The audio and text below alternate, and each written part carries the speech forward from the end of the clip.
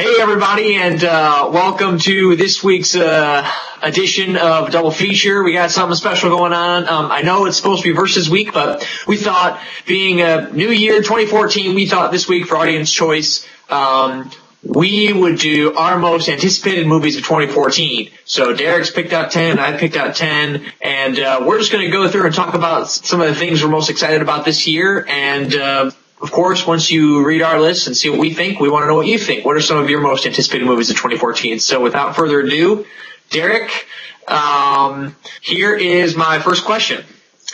Why isn't Teenage Mutant Ninja Turtles not on your list?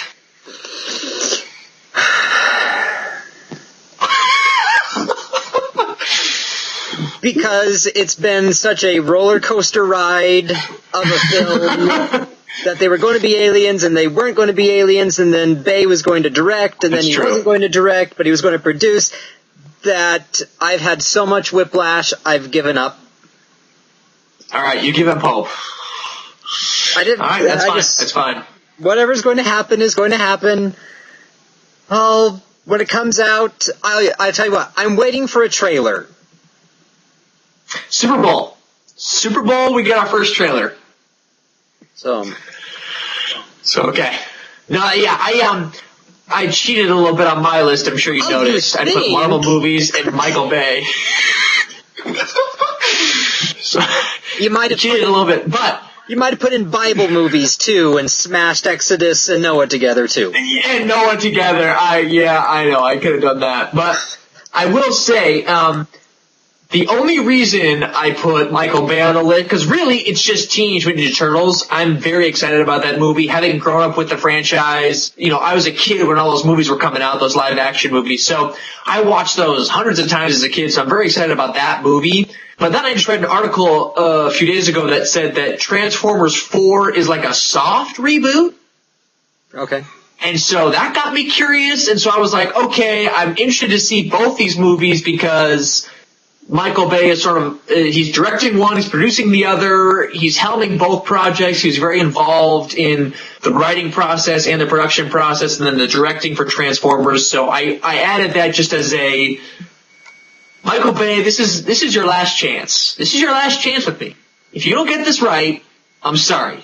I can no longer fund your movies, okay? Yeah. This is it. This is your last chance. So here's hoping. Cross my fingers. Yeah, well. But I did notice some similarities, of course. Interstellar, that's probably, I bet I could say that's my number one. That is hands down my number one, probably. Very excited about that. Just the concept sounds extremely interesting. The cast he selected is very different from his usual cast. Very different film from anything he's ever done thus far. So, but like I said, I think he's proved himself with Inception that he can do science fiction stuff. So, yeah. Well, but I'm very excited about that one. Yeah, that one. I'm interested to see what's going to do with it. Like I said, I'm a little hesitant on it because it sounds like he wants to stay very, very, very true to the science. But we're talking theoretical science. So this is just, he's picking some people and their theories. And because Nolan has a weakness for exposition, this film could become just a very, very dry, science-y film. And so there's my big... That is true. My big... hang up there. So, I don't know. No, that's a good point. That's a good point. I'm intrigued. But no, I am too. I'm very intrigued, so we'll see. All right, I'm gonna make you slaughter your darlings. You have to pick one Marvel movie. What's it gonna be? Oh, jeez. Only one? Brother. I guess if I had to pick one, I would say I am most excited for Captain America the Winter Soldier just because Joss Whedon has come out and said that Captain America the Winter Soldier is very much the prequel to his Avengers movie. Okay. So I am very curious about that. That being said, though, if I had to pick a second, it would be X-Men Days of Future Past.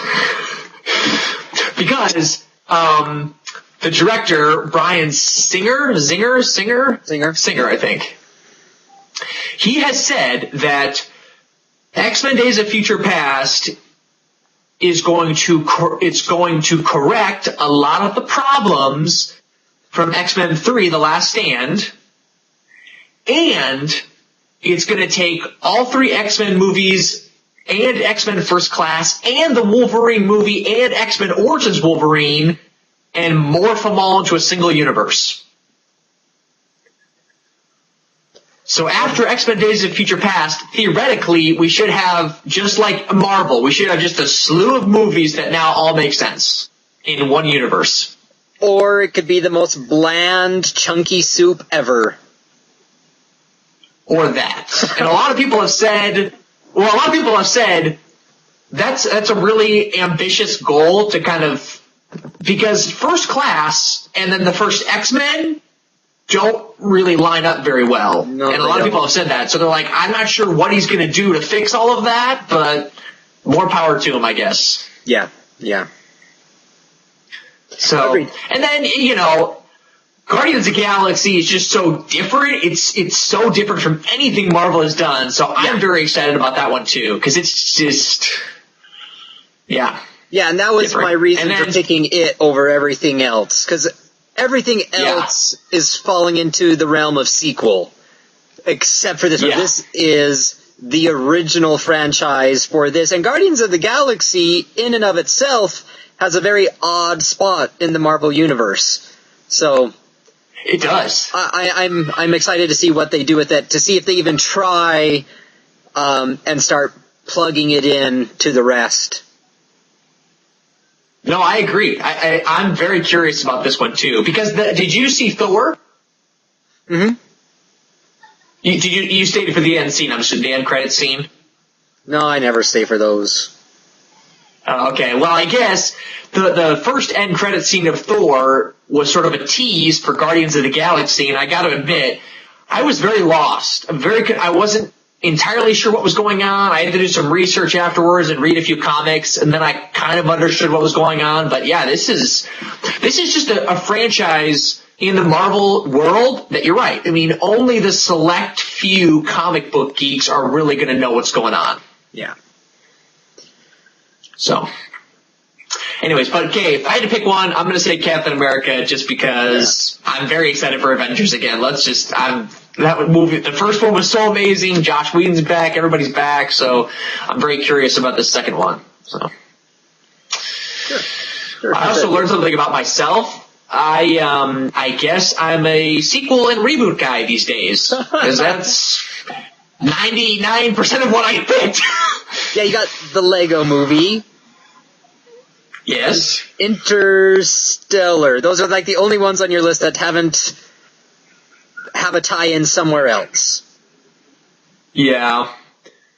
Well, and Transcendence. Well, I guess I don't know. I can see Transcendence. But, we'll go with That's Transcendence. different. But I'm excited about that because it's Wally Fitzner or whatever. That was Chris Nolan's right-hand man, and now he's left to direct stuff. So I'm excited to see what he does. Yeah. And then, Christian Bale, I think he's just the greatest actor in Hollywood, so he'll be on my list every year, no matter, as long as he keeps making movies, his movie will be on my list. Fair enough. Anyways, what do you have like a number one on your list that you're super excited about, or are you really just this is it for me? Yeah, I don't know if I could pick a number one, because several of these films I've been waiting for a while, and now they're finally here. Gotcha. And say which one I've been waiting for longer or with more intensity, I don't know. So, I can't give it number one. I forgot about The Momentous Men. That movie actually looks really, really good. Yeah, I was a little disappointed that they pushed it back from releasing, because it was going to be released December of 2013, but they ran into some problems in post-production, so it got pushed back a couple months. All right, final thoughts. What are your final thoughts on both our lists? I mean, are you... I don't know. No, I mean, I like a lot of yours. I think I was going to put in the Lego Movie, but my sequel of the Muppets won out. Yes, I did see that. That's good. No, these are good. Yeah, you are very much a you're not really a sequel person, and I am a sequel person, I guess. Who knew? But yeah, well, there you go. I have a lot more art housey films on there because I guess I have to maintain my snobbery somehow. Right. There you go. Fair enough. There you have it. Our lists for most anticipated movie 2014. But please let us know in the comment section below or over on our social media. What movies are you most excited for? And if one of them didn't make the list, let us know. What didn't make our list that you think should have? We'd love to hear from you. Anyways, hope you guys have a great weekend. And come back next week as we begin our Oscars week. Very excited about that. For the next 5 weeks, we're going to be taking a look at specific categories that are up for the Oscars. So stay tuned for that exciting news next week. And till then, watch good movies.